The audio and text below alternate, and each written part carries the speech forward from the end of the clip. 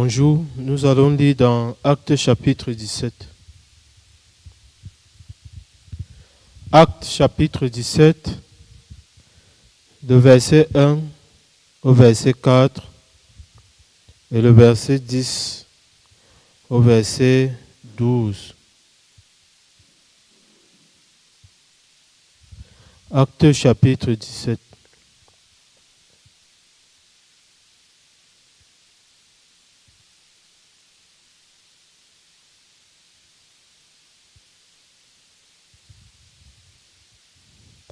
Paul et Silas passèrent par Amphipolis et Apollonie, et ils arrivèrent à Thessalonique, où les Juifs avaient une synagogue.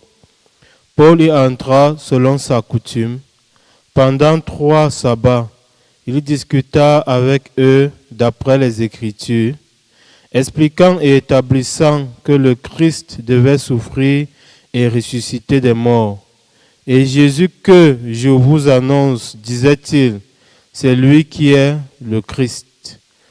Quelques-uns d'entre eux furent persuadés et se joignirent à Paul et à Silas, ainsi qu'une grande multitude de Grecs craignant Dieu et beaucoup de femmes de qualité. Verset 10. Aussitôt, les frères firent partir de nuit Paul et Silas pour Bérée. Lorsqu'ils furent arrivés, ils entrèrent dans la synagogue des Juifs. Ces Juifs avaient des sentiments plus nobles que ceux de Thessalonique, et ils reçurent la parole avec beaucoup d'empressement. Et ils examinaient chaque jour les Écritures pour voir si ce qu'on leur disait était exact. Verset 12. Plusieurs d'entre eux crurent, ainsi que beaucoup de femmes grecques de distinction, et beaucoup d'hommes.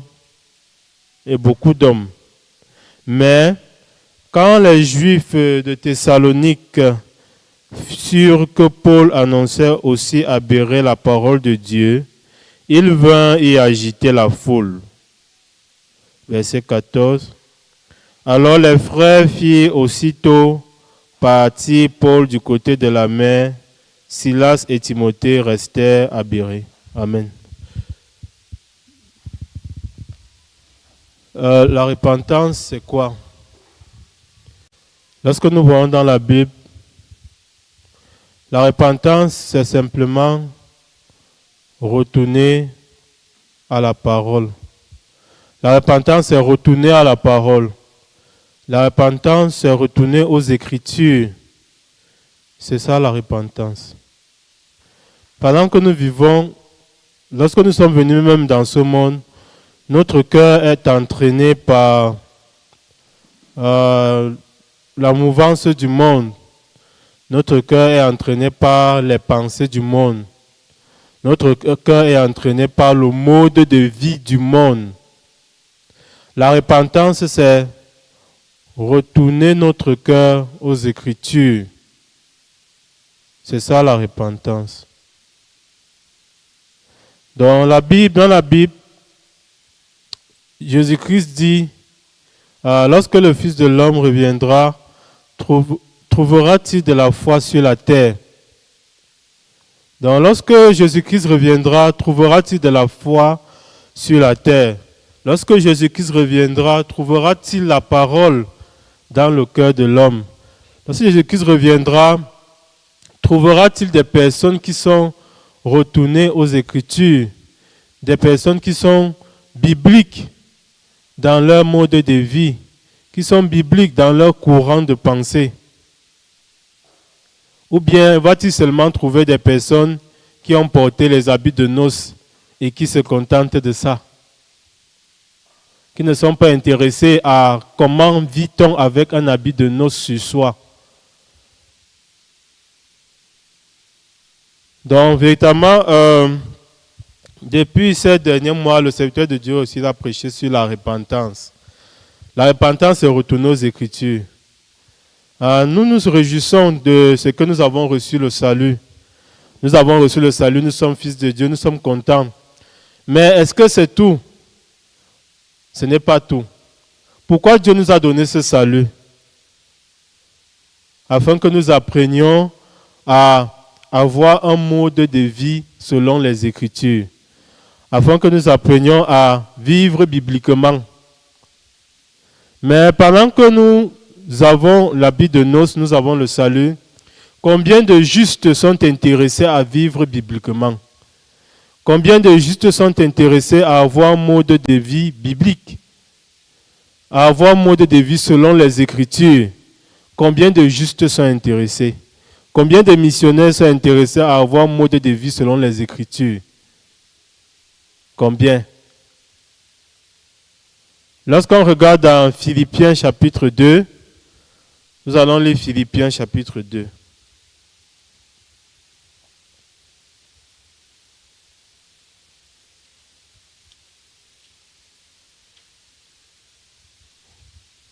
Philippiens chapitre 2, à partir du verset 19. J'espère dans le Seigneur Jésus vous envoyer bientôt Timothée, afin d'être encouragé moi-même en apprenant ce qui vous concerne, car je n'ai personne ici qui partage mes sentiments pour prendre sincèrement à cœur votre situation. Tous, en effet, cherchent leur propre intérêt et non ceux de Jésus-Christ. Donc, l'apôtre Paul aussi, il a regardé autour de lui. Lorsque l'apôtre Paul a regardé autour de lui, il était entouré des saints, il était entouré des justes. Il était entouré des saints et des justes. Mais quand l'apôtre Paul regardait, il cherchait qui est parmi ces saints, parmi ces justes, qui est parmi eux celui à travers lequel je peux être encouragé. Qui est parmi ces saints, parmi ces justes, celui qui fait ma fierté, celui qui fait ma joie, celui qui est digne de moi. Donc lorsque l'apôtre Paul a regardé, bien qu'il était au milieu des saints, au milieu des justes, il n'a vu qu'une seule personne. Il n'a vu que Timothée. Il n'a vu que Timothée. Donc dans l'église aussi, Dieu il regarde. Dieu il regarde. Parmi mes enfants, parmi mes saints et mes justes, parmi ceux-là qui ont porté les habits de noces, qui est celui qui fait ma joie et ma fierté? Et lorsque Dieu regarde, qui est celui-là qui est biblique dans son mode de vie? Qui est celui-là qui est biblique dans sa manière d'agir, dans sa manière de penser, dans sa manière de parler? Qui est celui-là qui est biblique? Qui est celui-là qui est selon les Écritures? Qui s'intéresse aux Écritures? Dans ma manière de parler, que disaient les Écritures? Dans ma manière d'agir, que disaient les Écritures? Selon les Écritures, comment en tant que fils de Dieu je suis supposé parler? Selon les Écritures, comment en tant que fils de Dieu je suis supposé agir? Qui s'intéresse à ça? Qui s'intéresse à ça? Donc Dieu aussi cherche. Qui s'intéresse à ça? Dieu cherche. Et quand Dieu cherche, Dieu n'a vu que Timothée. Dieu n'a vu que Timothée. Donc, bien que nous soyons sauvés, nous nous contentons juste d'avoir les habits de noces. Et comme on a les habits de noces, qu'est-ce qu'on dit? Dieu, donne-moi les avantages des habits de noces. Donne-moi les avantages des habits de noces. On espère, on pense que Dieu est marabout. Non. Si nous avons les habits de noces, c'est pour vivre la vie de Christ. C'est pour être biblique dans notre façon de parler, pour être biblique dans notre façon d'agir. Mais qui s'intéresse à ça? Qui s'intéresse à ça? Lorsqu'on voit dans Acte 17 que nous avons lu, la Bible nous présente deux peuples. Le peuple de Thessalonique et le peuple de Bérée. Le peuple de Thessalonique et Bérée aussi, tous deux ils ont reçu la visite de Paul. Et lorsqu'on voit Paul, Acte 17, la Bible dit que Paul, comme dans ses habitudes, il parlait en se basant sur les Écritures. Paul, comme dans ses habitudes, il parlait il agissait en se basant sur les Écritures. Donc avant que Jésus-Christ se révèle à Paul, Paul vivait selon le train du monde. Paul vivait selon son expérience, selon ce qu'il voit, selon ce qui lui semble être juste et bon. Mais lorsque Jésus-Christ s'est révélé à Paul, Paul a commencé à se laisser convaincre par les Écritures. Paul s'est laissé convaincre par les Écritures. Paul a commencé à parler selon les Écritures. Paul a commencé à agir selon les Écritures. Paul a commencé à s'intéresser à ce qui est conforme aux Écritures. Dans l'éducation que Paul a reçue, Paul a abandonné cette éducation pour accepter la nouvelle éducation qui est selon les Écritures. La Bible dit que nous sommes nés de nouveau. Pourquoi la Bible utilise l'expression naître de nouveau? Ce n'est pas les mots qui ont manqué à Dieu, c'est Dieu qui crée les mots. Mais pourquoi Dieu a choisi d'utiliser l'expression naître de nouveau? En fait, dans cette expression aussi, cette expression a tout son sens. Lorsque nous sommes nés dans ce monde, nous sommes nés avec les habitudes de ce monde. Nous sommes nés avec la manière de parler de ce monde. Nous sommes nés avec la manière d'agir de ce monde. Nous sommes nés avec l'éducation de ce monde. Donc pendant que nous grandissions dans la chair, nous grandissions avec l'éducation du monde. Le monde fait comme ça. Le monde parle comme ça. Le monde agit comme ça. Mais lorsque nous recevons la grâce d'accepter Jésus-Christ dans notre cœur, d'accepter le témoignage que Jésus-Christ rend, comment il a enlevé nos péchés, en ce moment, la Bible dit que nous sommes nés de nouveau. Ça veut dire que l'éducation du monde, la mentalité du monde, tout revient à zéro. Donc, devant Dieu, Dieu dit qu'il a effacé tout. Nous sommes à zéro. Nous devons maintenant grandir avec une nouvelle éducation. Une nouvelle façon d'agir. Une nouvelle façon de parler. Une nouvelle façon de faire. Qui est quoi? Biblique. Ça, la Bible dit naître de nouveau. Naître de nouveau. Donc, véritablement, Paul était devant le peuple de Thessalonique et devant le peuple de Bérée. Donc, lorsqu'on voit Paul, avant de rencontrer, que Jésus-Christ se révèle à lui, Paul, il vivait selon le train du monde. Il vivait selon son standard, selon le courant de ses pensées. Il vivait selon ce qu'il est. Ah, moi, je suis comme ça, il ne peut que vivre comme ça. Mais lorsque Jésus-Christ s'est révélé à Paul s'est laissé convaincre par les Écritures. Paul a refait son éducation.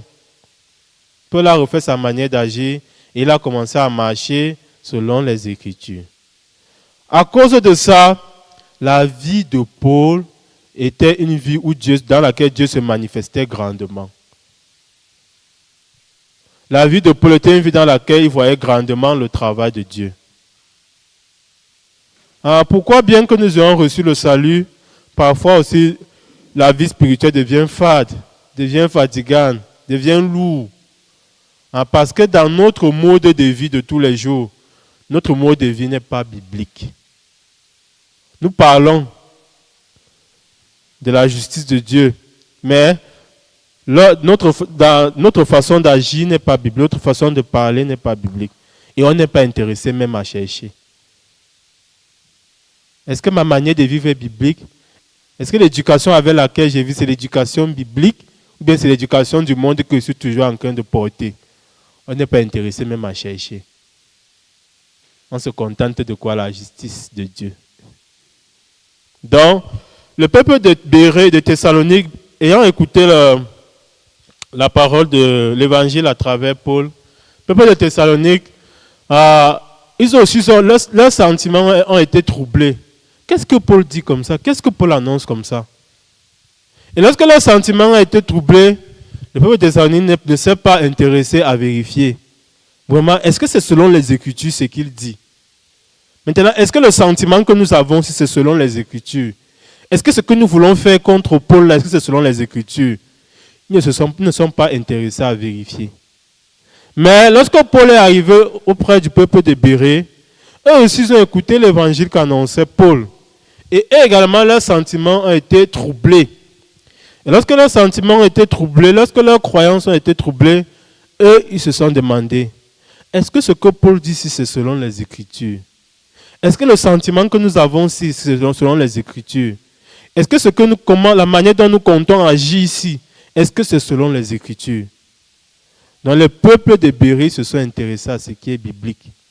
Et lorsqu'ils ont consulté les Écritures, ils se sont laissés convaincre par les Écritures. En ce moment aussi, la Bible témoigne que le peuple de Béryl aussi, ils ont reçu une très grande grâce. Ils ont reçu une très grande grâce. Dieu bénit ce qui est biblique. Ce qui n'est pas biblique, Dieu rejette.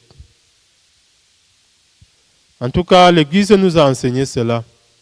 Donc, continuellement, l'Église est là pour faire quoi? Pour nous éduquer afin que, selon ce qui est biblique. Lorsque nous écoutons le culte, les sermons, les dévotions, le but c'est quoi? Nous éduquer selon ce qui est biblique. Pour que pendant que nous vivions tous les jours, l'éducation du monde ne domine pas en nous, mais plutôt ce qui est biblique. La manière de parler du monde ne domine pas en nous, mais plutôt la manière de parler selon les Écritures. La manière d'agir du monde ne domine pas en nous, mais plutôt la manière d'agir selon les Écritures. À l'école missionnaire, on nous a enseigné ne pas aller prêcher l'évangile seul.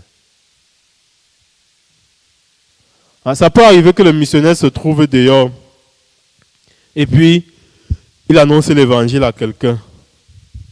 Mais si le missionnaire aussi fait son sac, il planifie sa journée, il se dit qu'il va aller annoncer l'évangile.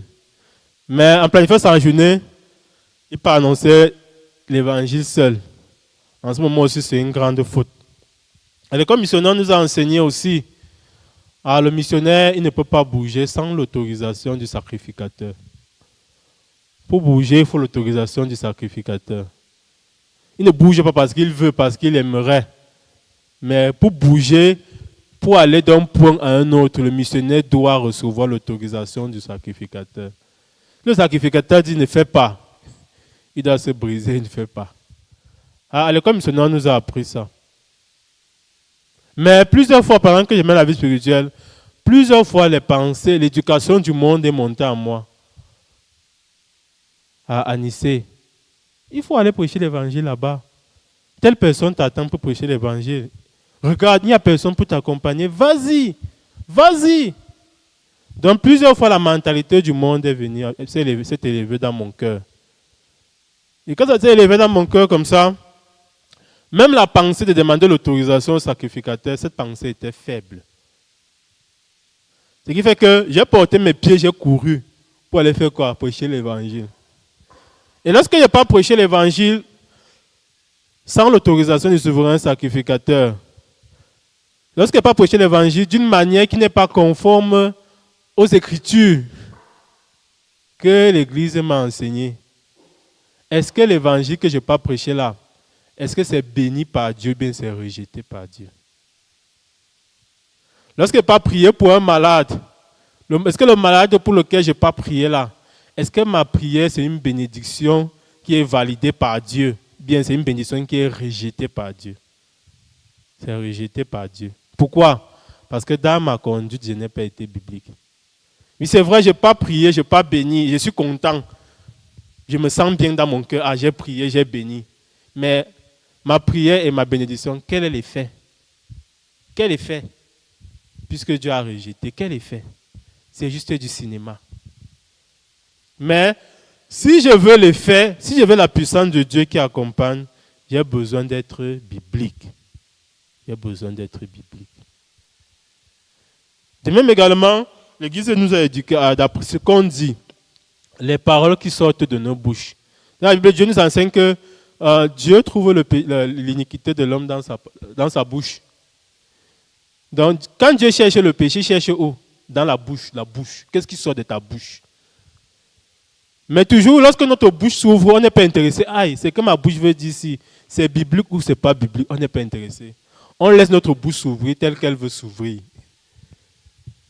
Donc, véritablement, et c'est comme ça que la vie spirituelle, pendant que nous menons la vie spirituelle, nous ne pouvons pas goûter le goût du lait et du miel.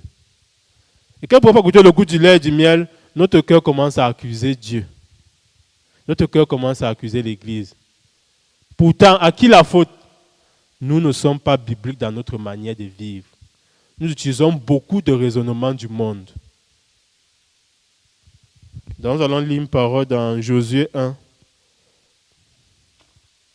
Josué chapitre 1.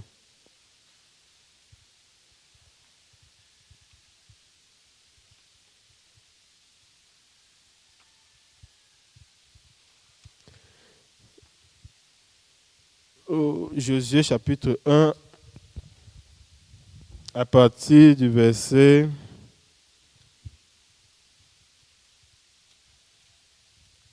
1, à partir du verset 8. Versets 7 et 8. Fortifie-toi seulement et aie bon courage, en agissant fidèlement selon toute la loi que Moïse, mon serviteur, t'a prescrite. Ne t'en détourne ni à droite ni à gauche, afin de réussir dans tout ce que tu entreprendras.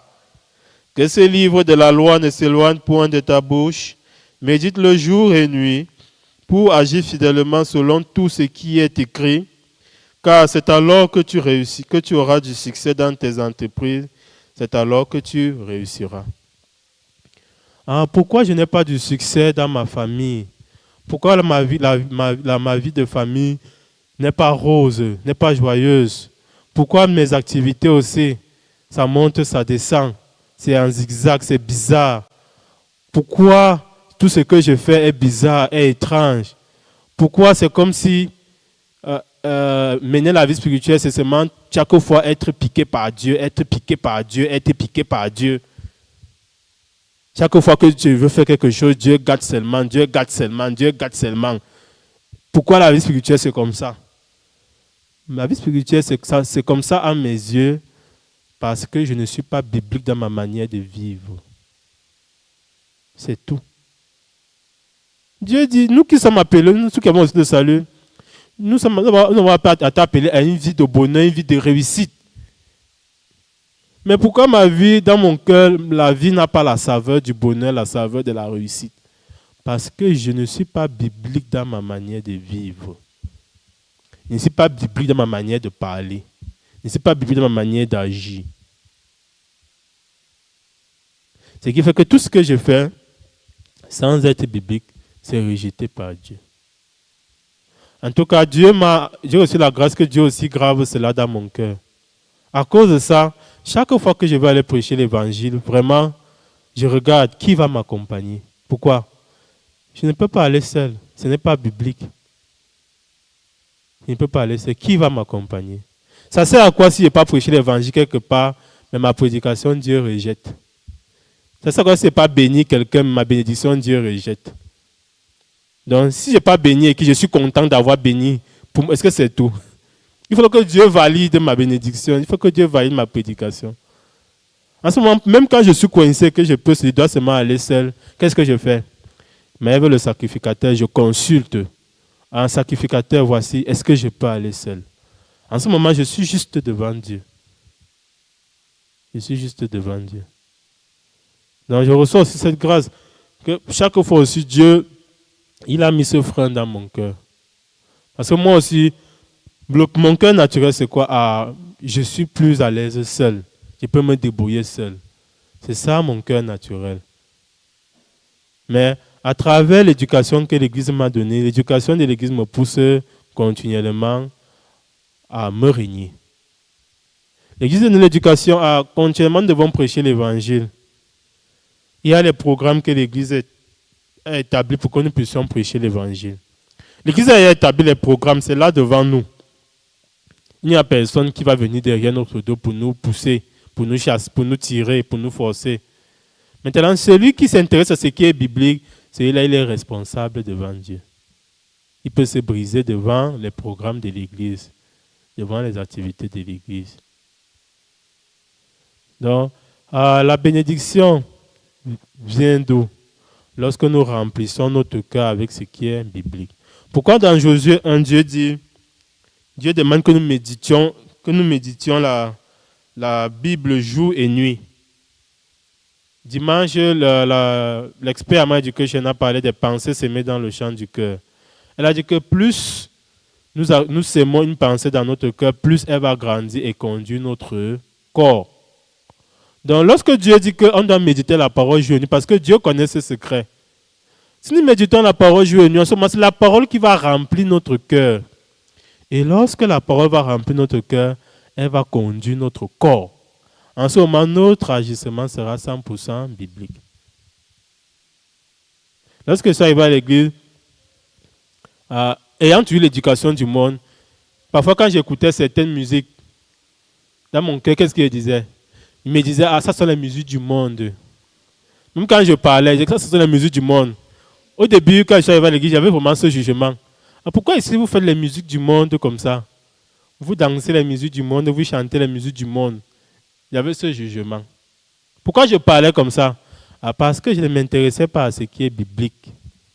Lorsque Dieu cite les choses qui sont dans le monde, est-ce que Dieu cite la musique dedans? Dieu dit dans 1 Jean chapitre 2, tout ce qui est dans le monde, la convoitise de la chair, la convoitise et l'orgueil de la vie, c'est ça. Donc 3 choses. Dans ces 3 choses, Dieu a cité les musiques du monde. Pourquoi de ma bouche je dis que la musique c'est la musique du monde? Je ne suis pas intéressé à ce qui est biblique. Je parle selon le train du monde. Je parle selon le train du monde. Et ça, c'est une abomination devant Dieu. Si je parle selon le train du monde, comment est-ce que mes sens seront aiguisés en ce qui concerne les choses de Dieu? Mais si je commence par parler selon la parole de Dieu, en ce moment, ce qui concerne les choses de Dieu, mes sens seront aiguisés. Je pourrai distinguer. J'aurai un discernement clair. Donc je rends grâce à Dieu aussi. À travers l'Église, il nous éduque afin que nous soyons continuellement bibliques dans notre mode de vie. Pour que, pendant que nous vivions sur cette terre, nous goûtions réellement le lait et le miel. Le goût du lait et le miel. Je vais m'arrêter là, nous allons prier. Père, nous te rendons infiniment grâce pour ta parole. Nous sommes justes, nous sommes saints. Mais parfois, nous nous contentons de cela. Et nous contentons de cela, nous attendons les avantages du juste. Mais à travers l'Église, tu nous rappelles, nous avons besoin d'être éduqués. Nous avons besoin d'apprendre à vivre d'après ce qui est biblique. D'apprendre à parler selon ce qui est biblique. D'apprendre à agir selon ce qui est biblique. En ce moment, nous aurons du succès dans tout ce que nous entreprendrons. Père, pendant que tu jettes ton regard sur l'Église du Cameroun, tu cherches qui est celui qui s'intéresse à être biblique dans sa manière de vivre. Qui est celui qui s'intéresse à être biblique dans sa manière de vivre. Tu cherches, Père. J'ai prié aussi qu'en cherchant, tu puisses trouver nombreux. Je te prie au nom de Jésus-Christ. Amen.